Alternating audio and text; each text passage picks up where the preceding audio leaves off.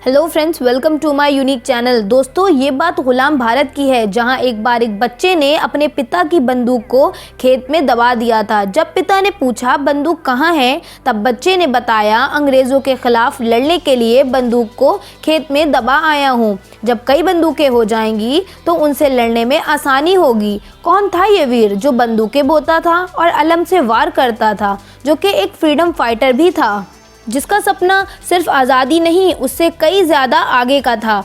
दोस्तों, आज तक आपने देश के फ्रीडम फाइटर के बारे में जो भी सुना है, उसका सारा लब्बो लुबाब बस यही निकलता है कि भारत में दो तरीके के क्रांतिकारी होते हैं। एक जो नॉन वायलेंट होते हैं, जो शांति से प्रोटेस्ट करते हैं, और दूसरे वो जो बड़े ही गर्म खून के होते हैं, बात बात पर हैंडमेड पिस्तौल निकाल लेते हैं।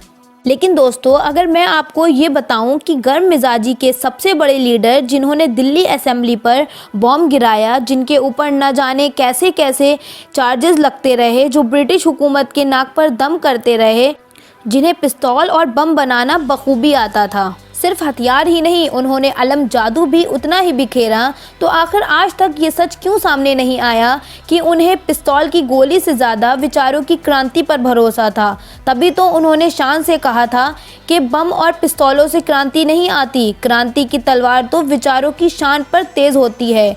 तो क्या ये योद्धा सिर्फ देशभक्त ही थे या उससे कहीं ज़्यादा? क्या उनके विचार अंग्रेज़ी हुकूमत तक सीमित थे या वो सोचते थे इससे कहीं ज़्यादा? और इस योद्धा के बारे में ये भी शायद बहुत कम लोगों को पता है कि समुद्र सा गहरा उनका देश प्रेम तो था, उससे भी कहीं ज़्यादा गहरा था उनका प्रिंसिपल ऑफ इंटरनेशनलिज्म। इस हस्ती के आखिर वक्त में जब उनको ईश्वर को याद करने का कहा गया तो उनका जवाब था कि पूरी उम्र मैं नास्तिक था, अगर अब मैं मौत से डरकर ईश्वर से शरण मांग ली तो डरपोक कहलाऊंगा। इस नायक ने भरपूर किताबें अपने जीवन में पढ़ी, कई आर्टिकल्स लिखे, कई पोइट्री लिखी। इनके लाइफ के 3 प्रिंसिपल थे जिस पर वो हमेशा डटे रहे। बचपन से ही तीव्र बुद्धि के ये योद्धा कोई और नहीं, भगत सिंह थे। भगत सिंह के बारे में और जानने के लिए आगे के पार्ट ज़रूर देखें। अगर आपको मेरी वीडियो अच्छी लगी हो तो प्लीज़ चैनल को सब्सक्राइब करते जाइएगा और बेल आइकन को प्रेस करिएगा। Thanks to watching my video.